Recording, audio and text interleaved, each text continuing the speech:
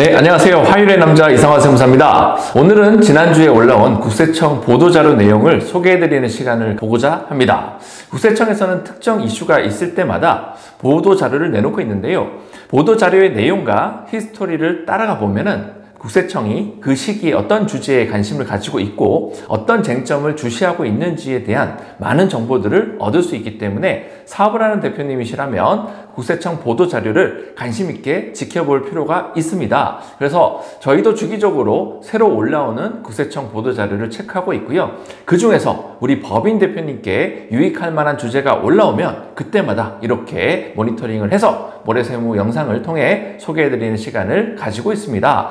이번에도 국세청 보도자료 중에서 대표님들께 꼭 소개해드리고 싶은 내용이 있어서 이렇게 영상을 준비하게 되었고요. 그럼 지난주에 올라온 국세청 보도자료 중에서 저희가 좀 집중해봐야 하는 내용이 무엇인지 지금부터 알아볼 텐데요. 바로 부당이득을 누려온 리베이트 탈세자에 대한 세무조사를 실시한다라는 내용이 그것입니다.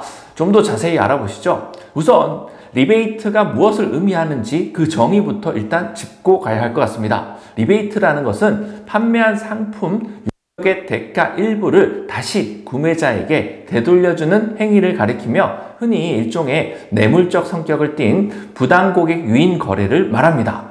사업의 종류를 불문하고 이 리베이트 거래가 생각보다 많이 이루어지고 있는 것이 현실입니다.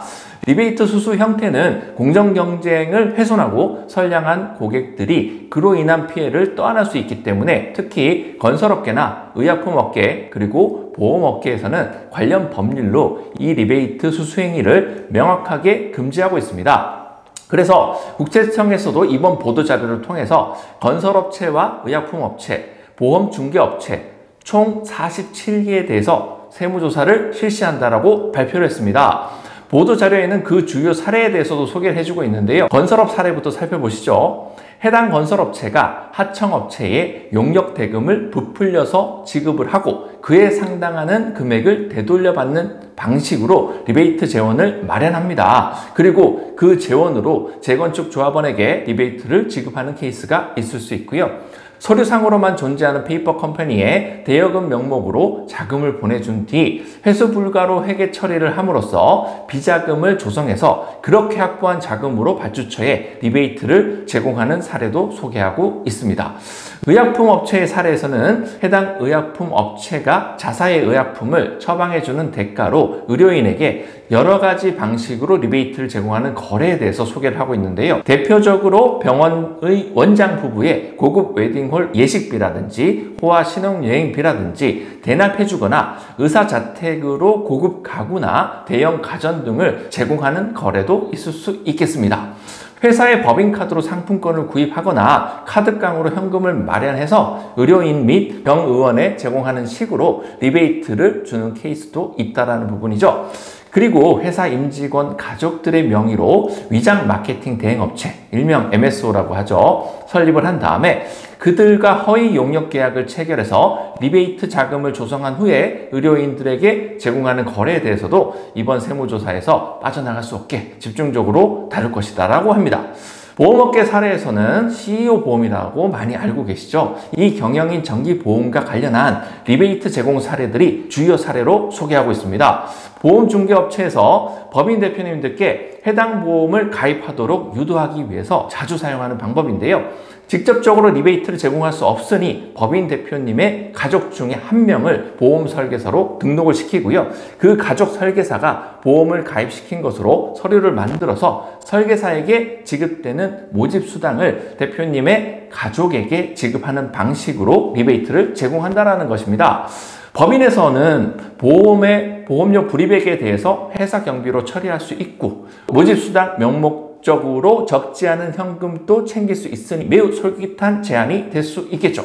뿐만 아니라 일정 기간 내에 보험을 예약하는 경우에는 설계사가 받은 모집수당을 토해내야 하는데 대표님의 가족이 이 모집수당을 챙겼으니 보험중개업체 입장에서는 보험해약의 리스크도 없어지게 되는 것이라는 거죠. 이번 보도자료를 보면은 이 보험 리베이트 사례에 대해서 매우 구체적으로 소개를 하고 있는데요. 이미 국세청에서 관련 자료와 그 사례와 그 증거 자료를 확보하고 있다라고 해석해 볼 수가 있겠습니다. 그렇다면 이러한 보험 관련 리베이트 케이스가 적발된다면 우리 회사와 대표님께는 어떠한 불이익이 있을까요? 라는 부분에 대해서 생각해 볼 필요가 있습니다.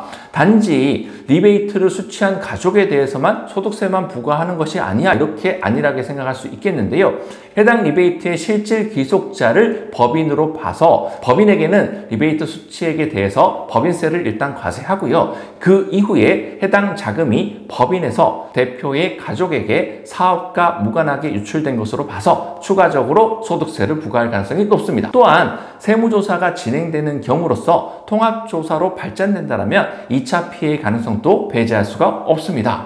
저희도 과거에 비슷한 케이스에 대한 질문을 많이 받은 적이 있습니다. 저희가 법인 종합 코칭을 진행해 드리던 대표님께서 앞선 사례와 비슷한 방식으로 보험료 리베이트를 제한받았다라는 부분에 대해서 궁금점을 저희한테 물어보더라고요. 이렇게 진행하면 문제가 없지 않나요? 이렇게 얘기해 보시던 분들이 있는데, 향후 법인세 및 소득세 리스크와 더불어서 그 방식과 규모에 따라서는 배임 횡령 이슈에서도 자유로울 수가 없습니다. 결과적으로 잘못된 선택을 하시게 되는 케이스들을 상당히 봤다라는 부분인 거죠.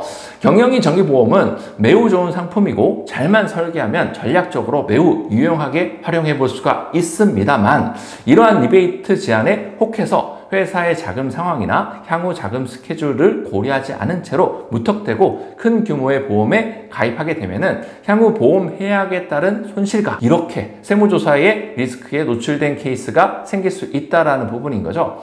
현장에서 세무사업을 하면서 무수히 많은 법인들의 보험을 제가 살펴보게 되면요, 보험 가입 기간을 살펴봤을 때 평균적으로 5년을 넘기기가 상당히 어렵습니다. 자금 유동성의 압박을 견디지 못하는 경우가 많고요. 결국에는 원금의 상당액을 손실 보면서 해약하는 경우를 많이 봤습니다. 회사의 자금 유동성과 맞는 적정한 금액을 가입하는 것이 아주 중요하겠습니다. 오늘 보도자료 내용을 토대로 소개해드린 사례가 아니더라도 국세청에서 실질 리베이트 거래를 통한 탈세 행위에 대해서 집중적으로 단속을 시작하겠다라고 선언한 만큼 비슷한 방식의 거래를 해오고 있으셨던 대표님이시라면은 거래 구조 개선을 위한 방침을 마련함으로써 향후 발생할 수 있는 리스크를 사전에 방지하실 필요가 있겠습니다. 오늘 준비한 영상은 여기까지고요. 구독과 좋아요는 영상 제작에 큰 힘이 됩니다. 저는 이상화 세무사였습니다.